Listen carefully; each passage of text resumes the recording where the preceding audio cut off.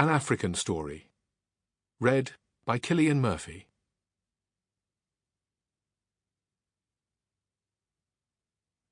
For England, the war began in September 1939.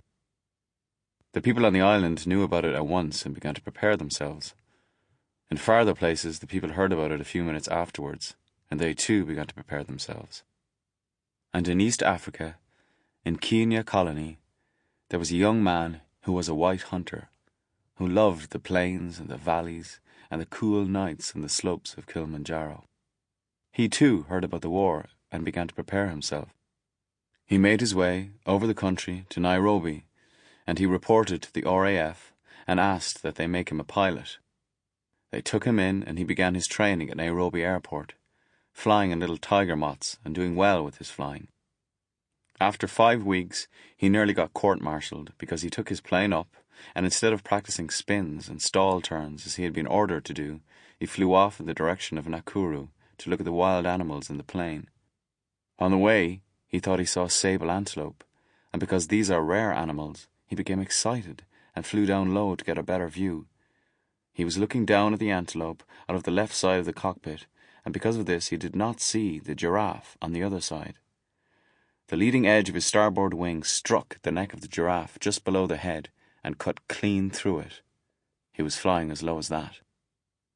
There was damage to the wing, but he managed to get back to Nairobi, and as I said, he was nearly court-martialed, because you cannot explain away a thing like that by saying you hit a large bird, not when there are pieces of giraffe skin and giraffe hair sticking to the wing and the stays.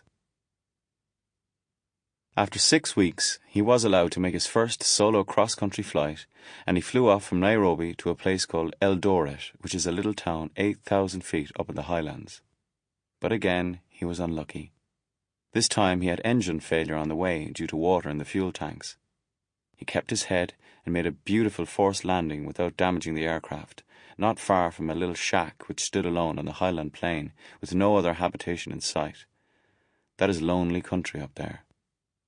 He walked over to the shack, and there he found an old man living alone, with nothing but a patch of sweet potatoes, some brown chickens, and a black cow.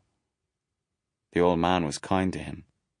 He gave him food and milk and a place to sleep, and the pilot stayed with him for 2 days and 2 nights, until a rescue plane from Nairobi spotted his aircraft on the ground, landed beside it, found out what was wrong, went away, and came back with clean petrol which enabled him to take off and return.